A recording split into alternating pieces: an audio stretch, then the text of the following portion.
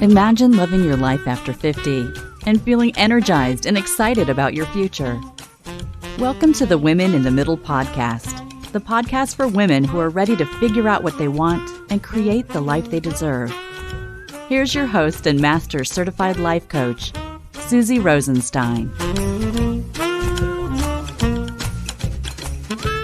Hey there, welcome back to the podcast, Women in the Middle. I'm your host, Suzy Rosenstein, and I'm so glad to be here with you again for this week's episode, which is all about retraining your brain to think on purpose in midlife. You know how I'm always talking about regret-proofing your life, right? Well, my friend, this is how you do it. It's shifting from just winging it with your thoughts to being more intentional about the effect of your thinking. And I have to tell you, on a personal note, even with me, every time I see myself making progress in this area, I also see that there's more work to do. I'm just coming off a really busy month or so, actually about 6 weeks of just a little bit too much going on. 3 trips out of town with flights and 2 speaking gigs, the Jewish holidays, Thanksgiving, and closing the family cottage. Everything was amazing, but I have to say it completely wiped me out and I felt a little chaotic. Also, with everything that I was juggling, I really don't like that feeling. And on top of all of this, my office is upside down right now, and I'm in the middle of a big reorganization. The furniture is switched around and placed where I want it to be, but a lot of stuff is displaced on the road to making it all much better, which will be finished by the end of the month. So, like I said, it's all good, but I am really appreciating a stretch of time now with nothing out of the ordinary planned. Just life at home, which is plenty busy enough. Kind of reminds me of how my mom appreciates doing nothing now that she's retired. Nothing is in quotes. The more boring, the better. And I really want to share with you all of this stuff because life coaches are people too. We're human and we're working on stuff too. And I'm also working on today's topic. I really want you to know that. This idea of thinking on purpose, it is everything, and it's a skill that you have to learn and practice. So if this is the first time you're listening, I want to welcome you. I'm so glad you're here. I think you'll like it here. We're all about doing this midlife thing together and laughing a little bit along the way too. This episode is sponsored by something new that's going to be launching soon that I want to tell you about. It's called the Finally First Midlife Membership. Finally First is a life-changing, upbeat virtual community from midlife women just like you. You can make this your favorite one-stop shop for all of the midlife coaching, mindfulness, and guidance you need from me, Suzy Rosenstein, your Master Certified Life Coach. As you may know, I was trained at the Life Coach School where I'm also an instructor, and I'm super confident about how I can help you create the future that you want. You'll also get to connect with an amazing bunch of like-minded women like you who know what it's like to be in a midlife funk and are ready to bust out and get excited about their lives again. The thing is that you don't have to waste time feeling stuck and alone. I want you to ask yourself this. Are you ready to say goodbye to feeling stuck? Overwhelmed by the whole empty nest thing? Confused about your career, perhaps? Frustrated by your self-care habits or lack thereof, like exercise, losing weight, maybe even yoga practice or getting enough sleep? Feeling overwhelmed by caring for your aging parents? Motivated to figure out a plan for your future? Ready to make yourself a priority, finally? Interested in connecting with more midlife women? How about super ready to have more fun? Intent on making sure you don't have regrets? I hear you. If you said yes to any or all of these, this new membership is for you. Here's all you need to do right now. Just get on the VIP wait list. Sign up for updates and launch information there and stay connected so you will hear about the details first.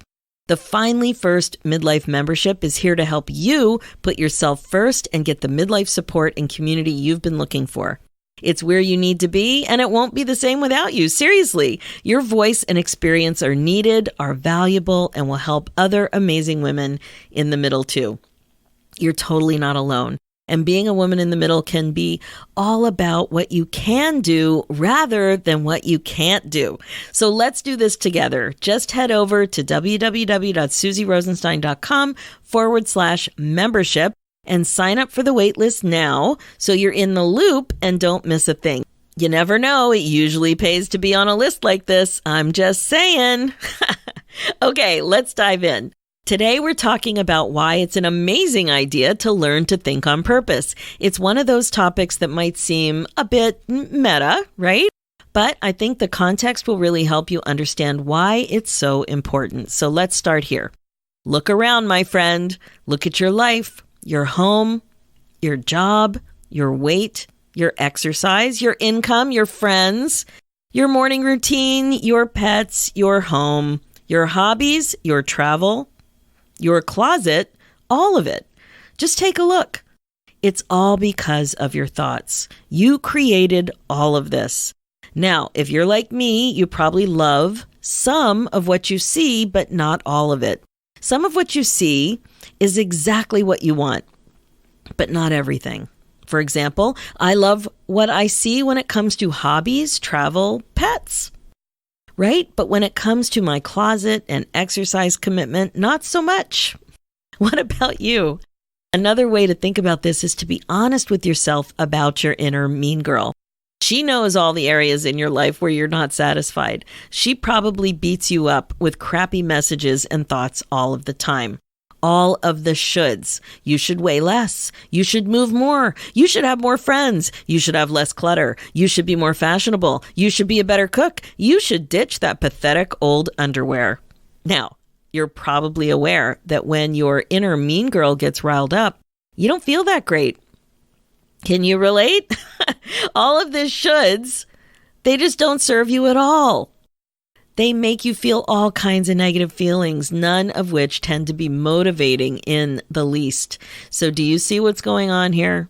You know what you want, even if the details aren't crystal clear in your mind. At least you probably know, I want more of this and I want less of that. That sort of thing. You know where you aren't satisfied in your life, but you continue to think thoughts that don't create what you want. Let's talk about why. Where is the disconnect here? Well, we talked about it in episode 118. It's autopilot thinking. You don't even realize it most of the time. You don't see that your thinking isn't on purpose. It just is. And it doesn't seem like you have options. Much of your thinking is habitual. You've practiced thinking a certain way about certain things for years, probably even decades. And now you've created a deep neural pathway in your brain with that thinking. I like to think of a well-worn and practiced thought like this as the Colorado River in the Grand Canyon. I did a 6-day whitewater rafting trip, and at points, we were a whole mile down into the canyon. It's crazy to think that the river carved its way through rock that deep. But I see it as a great analogy, too, for what it's like when you keep thinking a thought. The neural pathway gets stronger and stronger. It becomes easier to think this thought, like it's the path of least resistance for your brain. Like I said, your thinking becomes habitual, without question, and continuing to produce the results you see before you when you look around. Now, I refer a lot to a thought framework here in this podcast to help you gain perspective about what's going on in your brain and in your life when it comes to your thinking. It's called the thought model. Your thoughts create your feelings, and then your feelings drive your behavior, both what you want to do and what you don't want to do. So you think stuff, you feel stuff, and then you do stuff. And when you do stuff, you see an outcome or a result, kind of like a math equation, but with a twist. So when it comes to this, your outcomes actually prove your thinking. It all ties back. So you can see the problem. But if you don't like your results, you have to take responsibility because you yourself created them. But Suzy, you're thinking, what if it's because of my subconscious thoughts? What if I don't even know what I'm thinking? Well, my friend, then you have some awareness work to do. The thing is that you think 50, 60, 70,000 thoughts a day, most of them subconscious. You don't know all the thoughts you're thinking. It's impossible. But the good news still is that you can learn to think more on purpose than you're currently doing. Here's what I mean. Thinking on purpose means that you stop just reacting to what life throws at you. You become more intentional with your thinking. It becomes easier to do this because with intentional thinking comes intentional feeling and intentional doing. You take responsibility for your life in a deep, meaningful way. Yep. This means that you stop blaming other people and situations and own your results. Here's why you should get on this bandwagon. Thinking on purpose decreases the likelihood that you will have regrets. This is what regret proofing means. That what you're doing is within your power to ensure you won't have regrets. You do things on purpose to make sure that you don't have regrets. You really think about it. And like I said, it starts with the thoughts that you're actually thinking. Thinking on purpose also means that you care about your dreams and know that it will bring you closer to your dreams. It's taking action even though it starts with thinking on purpose, which is an action you're taking in your brain, really, right? Thinking on purpose also puts you in the driver's seat of your life. When you believe that thoughts are just willy-nilly and life just happens to you, it's harder to get behind the wheel. But when you know that it all starts with your thinking, it's easier to grab the steering wheel with gusto. It also helps you step on the gas and take the next step forward. Thinking on purpose can also be empowering. Yes, you have to take more responsibility, but wow, you can take more responsibility for your emotional well-being. Who better to do this than you? Who else should be in charge of this? Right? When you're relying on other people to make you happy, you have no control. You're basically giving your power away. So this idea is that you should be in charge of this, and you can. You can take more responsibility for it. Thinking on purpose also helps you maximize your time. We talked about the concept of time in Midlife in episode 119, and I know it's on your mind a lot. So here's a surefire way to waste less of it. And again, it's good news because you are in charge. Here's a great one. It helps you live more in alignment with your truest self. Now, I know that's a coachy mouthful, but really think about it. I hear this all the time. There's a disconnect. I don't know who I am anymore. I know there's more out there for me, and on and on. This is what I'm talking about with the word alignment. You're in sync. What you're doing matches what you want. You close the gap when you think on purpose. Thinking on purpose is also the first step toward growing forward. If you're stagnant, you're not growing. If you feel stuck, you're not growing. This is what I'm talking about. It's grow time, and this is the first step. Thinking on purpose is you supervising your brain. You just can't trust what's going on up there, my friends. You've seen the result. It's autopilot thinking. It's inner mean girl city. It's thinking thoughts that keep you stuck. It's staying in these thought loops and spinning out. It is not moving forward. So I think you're getting the hang of the importance of thinking on purpose. The bottom line is that it's essential to putting yourself first, and it's a skill that you can learn. It is not going to be quick, though, and you'll have to be onto yourself on the regular. But you can totally do it. I know you can. So here are the 5 key steps to retraining your brain to think on purpose. Number 1, notice your thoughts.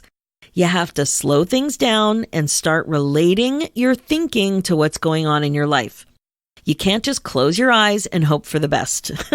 You owe it to yourself to look for your thoughts, to catch your thoughts, to notice your thinking. Number 2, start noticing facts as they relate to your thoughts. Now, what this means is that there's a difference between things that are actually facts and what you make them mean. For example, there are things that happen, things that are said, things that are written, and other circumstances in your life that are just actual facts. They're black and white. So 10 people in a room would all agree on facts. They can be proven. They're not subjective. An easy one to think about is weight. If 10 of your friends were all standing around and you got on a scale, everyone there would agree on the number on the scale. However, what each of you made that number mean would be different. The actual number is a fact. Your thoughts about that number are thoughts. Like, I weigh too much, I'm a failure, I'll never be able to lose weight. Those are thoughts, sentences in your mind. Now, this sounds so basic, but it's critical with this type of mindfulness work. As humans, we tend to think our thoughts are facts. If you've been struggling to lose weight for 20 or 30 years, you might think something like this: I just can't lose weight. The thing is, this seems like a fact. It seems like you're just stating the obvious. You're just sharing the news. But it's not a fact. It's a thought about a number. It's a thought about a fact. Now, once you get this straight in your mind, you will have an easier time seeing the power that you actually have when it comes to thinking on purpose. Number 3, understand that the thoughts you choose to think make you feel and act. You think a thought, it creates a feeling, and then you behave in a certain way because of how you feel or how you think you'll feel. This might mean not behaving in a certain way too, like when you procrastinate, for example. Now, this is a huge deal. You can listen to episode number 2 of the Women in the Middle podcast, which goes into detail about the thought model framework, and it gives you more examples and much more context. But this is the gist of it. The overall concept here is to start putting these ideas and observations together. Number 4, start to think on purpose instead. Now that you see the shenanigans going on up there in your brain, you get to decide to take a different path if you want to. You can decide how you want to feel instead. Once you understand that, you can think accordingly. Remember, thoughts are what create your feelings. So you can decide to think a thought on purpose that creates the feeling that you want to feel. Amazing, right? This is thinking on purpose. And number 5, supervise, practice, rinse, and repeat. It's not one and done type of deal. You have to keep supervising your thoughts so you can catch what you're actually thinking, and you have to keep practicing the thoughts you want to think on purpose. You might need to write them down somewhere or have them on your phone as a reminder or in your calendar or in a sticky note somewhere. I always joke it's a sticky note on my forehead because I forget things all the time. But whatever it is, you have to put it somewhere that it's really easily accessible if you forget what it is that you want to think. Like sometimes we catch a thought that we don't want to think, but then we're not at the ready. Like we're not just ready to go with the thought that we do want to think. So usually a little bit of a strategy is required. But that is it in the nutshell. You can totally do this, but you have to really be onto yourself. You have to remember that you are not your thoughts, but you can become a watcher of your thoughts. I invite you to take a front row seat at the movie of your life. It is totally worth it to think on purpose. Now, I also have a worksheet to help you with thought awareness too. Just go to www.suzyrosenstein.com/women-in-the-middle. suzyrosenstein.com/women-in-the-middle. And you can get your free download there, and I'll also list that link in the show notes. Well, my friend, that's it for this episode. My focus as a midlife coach is to help you get excited about your life again. Being the queen of your brain domain is the best way to be. Check out the show notes with more information and links at suzyrosenstein.com. Download my free ebook, 9 Secrets to Get Unstuck in Your 50s at www.suzyrosenstein.com/9secrets. And whenever you're ready, there are 3 great ways that I can help you learn to think on purpose so that you can get excited about your life again this year. 1, join the free Women in the Middle community Facebook group and connect with other amazing midlife women in there who are ready to start regret-proofing their lives too. Just head over to www.facebook.com/groups Women in the Middle community. 2, work with me directly.